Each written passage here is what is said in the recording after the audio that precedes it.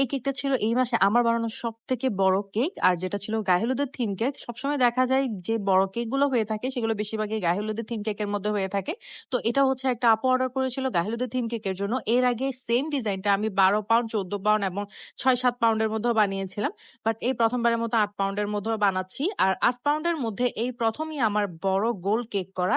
Round cake দেখা যায় যে এত বড় করা যায় না। আমার বেকিং লাইফে আমি সবথেকে বড় রাউন্ড কেক হচ্ছে এটাই করেছি। তো আমি খুব এক্সাইটেড ছিলাম কেকটা নিয়ে, কারণ এই কেকটা অনেক বেশি কালারফুল একটা কেক। আপনারা লাস্ট পর্যন্ত দেখবেন অবশ্যই, তাহলে বুঝতে পারবেন কেকটা দেখতে কত বেশি সুন্দর আর গায়ে হলুদের জন্য কত বেশি পারফেক্ট। তো আমি এখানের মধ্যে একটা রাউন্ড শেপের 8 পাউন্ডের চকলেট ফ্লেভারের কেক নিয়ে নিয়েছি। যেহেতু আপু চকলেট ফ্লেভার কেক অর্ডার করেছিল, প্রত্যেকটা লেয়ারের মধ্যে অনেক বেশি করে গানাশ অ্যাড করেছি আর হচ্ছে ক্রিম অ্যাড করে দিচ্ছি। আর এরই মাঝে বলে ফেলি, আমরা হচ্ছে ফেব্রুয়ারি 10 তারিখ থেকে আমাদের অফলাইন এবং অনলাইন প্রফেশনাল কেক ক্লাস নিচ্ছি। আর মাত্র হাতে 5 দিন আছে। আপনারা চেষ্টা করবেন তাড়াতাড়ি করে হচ্ছে আপনাদের সিটটা বুকিং করে ফেলার। কারণ আমাদের এই কেকের ক্লাসের মধ্যে আপনারা পাচ্ছেন 7 থেকে 8টা ফ্লেভারের কেক। তার পাশাপাশি কিভাবে হচ্ছে কেকের বিজনেস স্টার্ট করতে হবে সেই সম্পর্কে অনেক অনেক আইডিয়া দেওয়া হবে, সাথে সার্টিফিকেটও প্রদান করা হবে, সাথে কিভাবে একটা কেক সেফলি ডেলিভার করবেন সেটাও কিন্তু আপনাদেরকে বলে দেওয়া হবে। সো কেকের রেসিপিই না, কেকের রেসিপির পাশাপাশি হচ্ছে আপনারা আর অনেক ধরনের জিনিস কিন্তু আমাদের এই কেকের ক্লাসের মধ্যে জানতে পারবে। যার কারণে অনেক স্টুডেন্টরাই আছে বা যারা হচ্ছে কেকের বিজনেস করতে চাচ্ছে তারাই মেনলি আমাদের এই কেকের ক্লাসটা করে থাকে। এতে করে তারা কেকের রেসিপিও পেয়ে যায়, প্লাস হচ্ছে সাথে কিভাবে বিজনেসটা স্টার্ট করবে, কিভাবে বিজনেসটা গ্রোথ করবে সে সম্পর্কে অনেক অনেক আইডিয়া পেয়ে যায়। আমাদের এই বিজনেসগুলো আমরা কিভাবে হচ্ছে বড় করেছি বা গ্রোথ করেছি সেটাই আমরা কিন্তু আমাদের এই কেকের ক্লাসে বলে থাকি। এতে করে আপনারাও হচ্ছে অনেক ধরনের আইডিয়া পেয়ে যাবেন বেকিং সম্পর্কে। তো যারা যারা হচ্ছে আমাদের এই কেকের ক্লাসে করতে চাচ্ছেন, আমাদের ফেসবুক পেজ আঞ্জুমস কেকের মধ্যে ইনবক্স করে ফেলবেন। মডারেটর বাকি সব ডিটেলস হচ্ছে আপনাদের জানিয়ে দিবে। সো যারা যারা করবেন অবশ্যই হচ্ছে তাড়াতাড়ি আপনার সিটটা বুকিং করে ফেলবেন, যেহেতু হাতে খুবই কম সময় আর মাত্র 5 দিন আছে। আর এখানে দেখতে পাচ্ছেন কথা বলতে বলতে আমি এই কেকটার ফিনিশিংটা স্টার্ট করে দিয়েছি। এটা হচ্ছে একদম ডিপ পার্পল কালারের মধ্যে ফুল কেকের কালার কম্বিনেশন ছিল, বাট আমি ফুল ডিপ কালারটা কেকের ক্রিমে ইউজ করিনি। আমি হচ্ছে প্রথমে এভাবে হোয়াইট কালার করেছি। হোয়াইট কালার করার পর যেটা ডিপ কালার সেটা হচ্ছে লাস্টে হচ্ছে আমি অ্যাড করে নিব।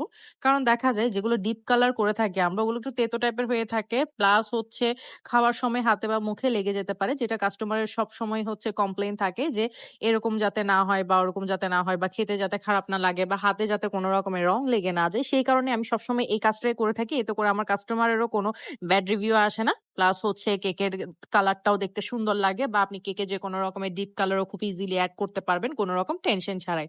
এখন দেখতে পাচ্ছেন আমি একদম ডিপ কালারের হচ্ছে পার্পলটা অ্যাড করে দিচ্ছিলাম। এটা আমি অল্প করে মিক্স করেছি, দেন হচ্ছে একটা স্পুনের সাহায্যে প্রত্যেকটা জায়গায় আমি অল্প অল্প করে অ্যাড করে দিচ্ছিলাম। আর লাস্টে দিয়ে হচ্ছে আমি এটাকে ফিনিশিং করে দিব। এই টাইপের করে করলে আপনারা যেকোনো ধরনের ডিপ কালার খুব ইজিলি যেকোনো কেকের মধ্যে অ্যাড করতে পারবেন। আপনার আর কোনো রকমের টেনশন থাকবে না, বা কাস্টমারেরও হাতে রং লেগে যাবে না বা মুখে রং লেগে যাবে না। তো আমি আস্তে আস্তে হচ্ছে এই কেকটা ফিনিশিং করছিলাম। যেহেতু বড় কেক, এগুলো একটু সময় নিয়ে যদি ফিনিশিং করি তাহলে দেখা যায় যে ফিনিশিংটা অনেক বেশি ভালো হয়। আর কেকের ফিনিশিং এর উপরে ডিপেন্ড করে কেকের মেইন ডিজাইনটা। আপনার যদি ফিনিশিংটা ভালো না হয় তখন দেখা যাবে আপনার যে মেইন ডিজাইনটা সেটাই দেখতে ভালো লাগতেছে না। কেকের উপরে যত আমি ফন্ডেন্টের কাজ করি না কেন, যতই হচ্ছে আমি নোজেলের কাজ করি না কেন ক্রিম দিয়ে, ততই দেখা যাবে কেকের সৌন্দর্যটা বৃদ্ধি পাচ্ছে না যদি আপনার ফিনিশিংটা ভালো না হয়। সেজন্য সবসময় হচ্ছে চেষ্টা করবেন আপনার কেকের ফিনিশিংটা ভালো রাখার। এতে করে আপনার কেকে যে কোনো রকমের ডেকোরেশন করেন না কেন বা ডেকোরেশন ছাড়াই থাকুক না কেন, কেকটা কিন্তু এমনিই দেখতে অনেক বেশি সুন্দর লাগবে। তো আমি হচ্ছে এখন যেটা বর্ডার ছিল কেকের উপরে ওখানে ফুল হচ্ছে পার্ল অ্যাড করে দিয়েছি, এতে দেখতে আরো বেশি সুন্দর লাগছিল। আর নিচে হচ্ছে আমি গোল্ডেন কালারের কিছু টপার করে নিয়েছিলাম ফন্ডেন্ট দিয়ে, সেগুলো অ্যাড করে দিলাম।